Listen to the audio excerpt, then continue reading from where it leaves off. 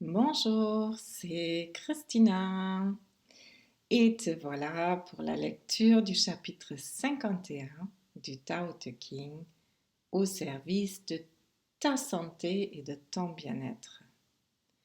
Ravi que tu sois là parce que aujourd'hui tu vas découvrir comment le Tao se cache. Bien oui, il est immatériel, invisible, intouchable. Et du coup, il a la fâcheuse tendance de se cacher. Caché entre les lignes, caché entre les espaces, dans les interstices, là où tu ne pourras jamais l'attraper. Mais, heureusement, il y a vertu. Et vertu qui t'incarne et qui t'aide à rester connecté au Tao te permet de le déceler ci et là, bien au-delà des frontières du disciple. Alors accroche-toi pour ce chapitre 51. On y va. Installe-toi confortablement. Laisse-toi porter par les mots. Respire tranquillement. Sens le contact de tes pieds au sol.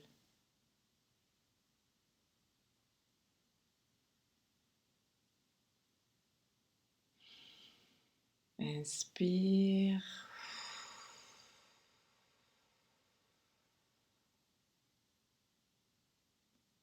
Expire longuement. Ferme tes yeux et suis le son de ma voix.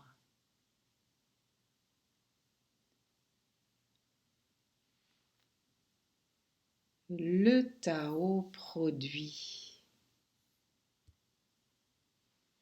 La vertu conserve. La matière fournit un corps. Le milieu parachève. Ainsi, tous les êtres du monde révèrent le Tao et honorent la vertu. Cette vénération pour le Tao et ce respect de la vertu ne sont pas ordonnés, mais toujours spontanés. Car c'est le Tao qui les produit. C'est la vertu qui les conserve, qui les grandit et les élève, qui les achève et les mûrit, qui les nourrit et les protège. Produire sans s'approprier, agir sans rien attendre, guider sans contraindre. Voilà la vertu profonde.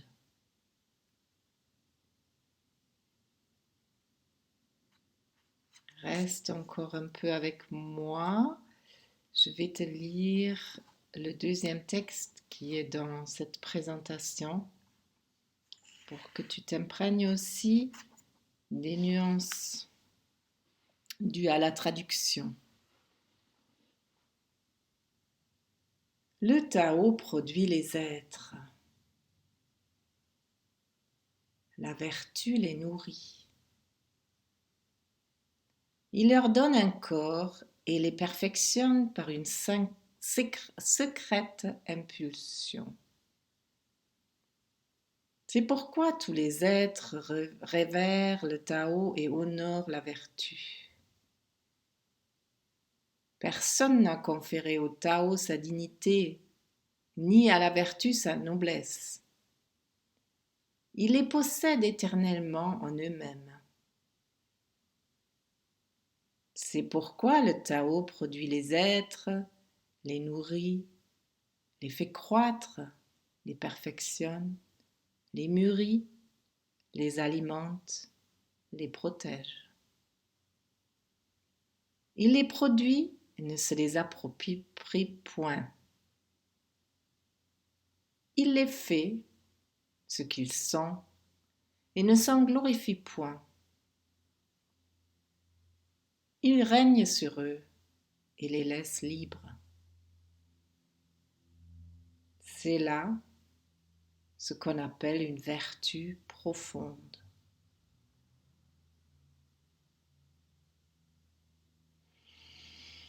Inspire,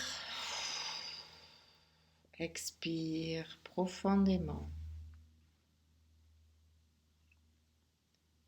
Prends conscience de ce que la lecture de ces deux traductions du même chapitre provoque en toi, comment tu es affecté,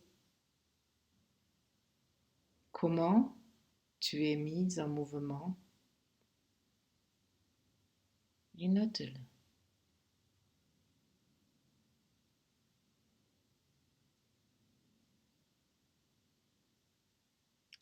Allons voir ce texte ensemble. Le Tao produit, la vertu conserve ou nourrit. Je pense que ça, ce sont peut-être des notions que nous commençons, j'espère que tu commences à bien intégrer. Le Tao est d'une certaine manière le terreau d'émergence et la vertu, c'est ce qui permet de conserver la forme issue du Tao. Il leur donne un corps, donc c'est ça que ça dit. La matière fournit un corps. Donc, le Tao et la vertu donnent corps. C'est ce que je nomme l'incarnation, c'est-à-dire tu vas t'incarner, sortir du Tao pour trouver la forme de ton corps. Et puis, le milieu parachève, où ici c'est la traduction je trouve meilleure, il les perfectionne par une secrète impulsion. La secrète impulsion, ça a tout plein de formes, tout plein d'aspects. Ça peut être cette espèce de sixième voie, le sixième sens que l'on ressent. C'est aussi ce qu'on appelle en philosophie l'intentionnalité, c'est-à-dire quelque chose qui t'habite déjà et qui te pousse à agir, qui te pousse à être tel que tu es. Ce n'est pas quelque chose que tu décides, ce n'est pas quelque chose que tu calcules, c'est toi qui es comme ça et qui fait des choses qui reflètent qui tu es, tout naturellement. C'est pourquoi tous les êtres révèrent le Tao et honorent la vertu, parce que tu ne peux faire autrement que d'honorer ta source. Tu ne peux faire autrement que de te référer à ta source. Que tu le veuilles ou non, que tu le fasses délibérément ou que ça se produit,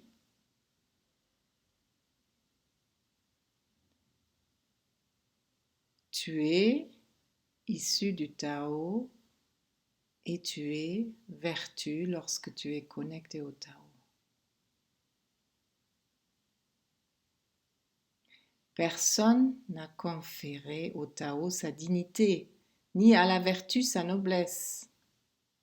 C'est pas toi qui décrète que le Tao est comme il est ou qu'il est bien comme il est.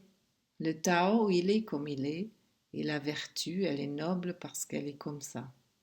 C'est sa nature. Comme toi, tu as une nature et c'est cette nature justement à laquelle tu aspires, à laquelle tu veux toucher pour devenir de plus en plus toi-même et te sentir en accord avec toi-même. parce que la santé et le bien-être sont là où tu ressens cet accord entre ton être et ton existence incarnée.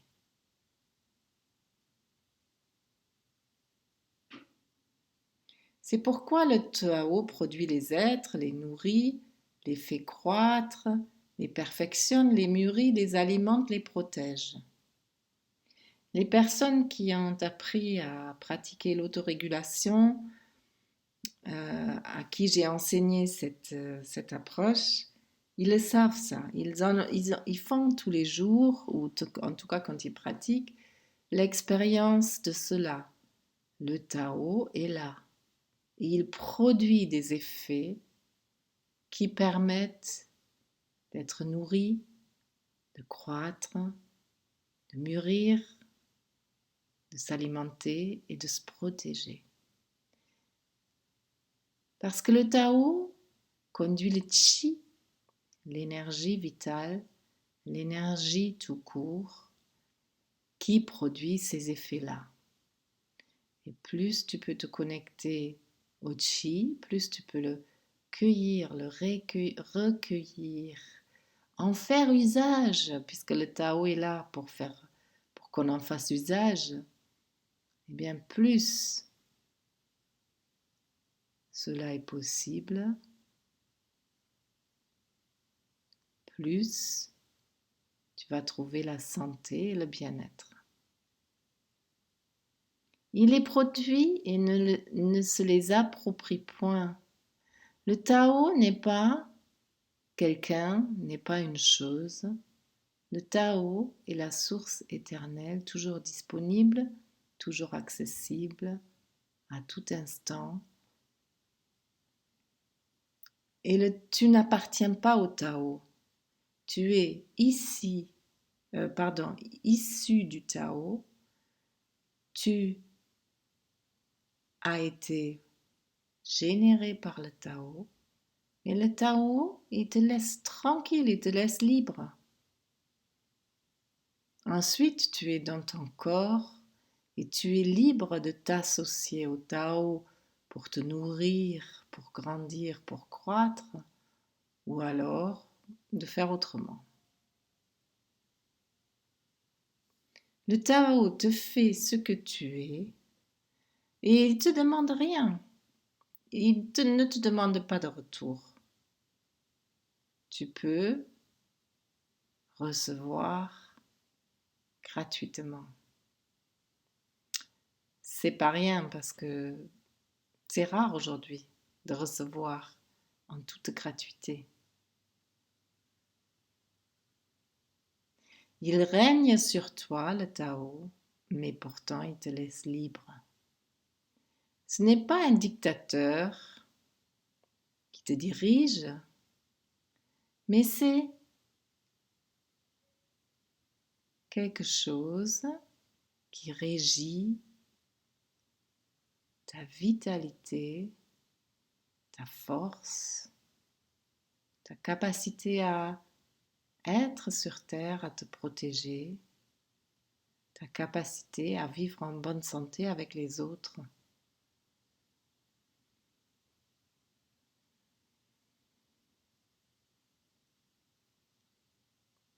Et ne pas s'approprier les choses, laisser libre tout en étant là, ça c'est la vertu profonde. Et en effet, un bon dirigeant, il est en mesure de donner cette liberté-là, de ne pas demander de la soumission, mais de laisser libre, de manière à ce que ce qui est là, quelque part au fond de toi, puisse réellement exister. Et quand tu laisses exister ce qui est au fond de toi, alors tu vas être en bonne santé et tu vas te sentir bien. Et tu vas pouvoir faire des choses que tu n'aurais pas imaginé pouvoir faire. Tu peux vivre ton potentiel, parce que ton potentiel, il est là, entre les lignes, quelque part, dans cette intentionnalité, dans cette émergence que le Tao te promet, c'est-à-dire là où quelque chose veut bien se montrer de toi et t'aider à vivre bien, à vivre pleinement avec les autres. Voilà encore un beau chapitre qui promet une belle vie, qui te promet de te sentir en accord avec toi-même, de vivre en cohérence de qui tu es. Toute douleur, toute souffrance, elle vient de ce décalage qui peut exister entre ce que tu sens profondément en toi et ce que tu fais ou ce que tu penses que les autres te demandent de faire. Trouver la cohérence, être au clair avec soi-même, laisser se déployer ton potentiel sans tyrannie à l'intérieur de toi, eh bien ça s'apprend. Et si tu le souhaites, je suis là pour toi, pour que tu puisses en toute sécurité faire ce chemin, apprendre à te connaître de mieux en mieux et vivre en harmonie. Alors, n'hésite pas à prendre rendez-vous avec moi. C'est un premier rendez-vous gratuit pour l'instant encore, qui te permet de savoir comment nous pouvons travailler ensemble. Je te souhaite une bonne journée, un bon week-end et je te dis à la semaine prochaine pour le chapitre 52 de ce magnifique livre de la voix et de la vertu. Au revoir. Fais-moi savoir ce que tu as découvert dans ce chapitre. Ça m'intéresse.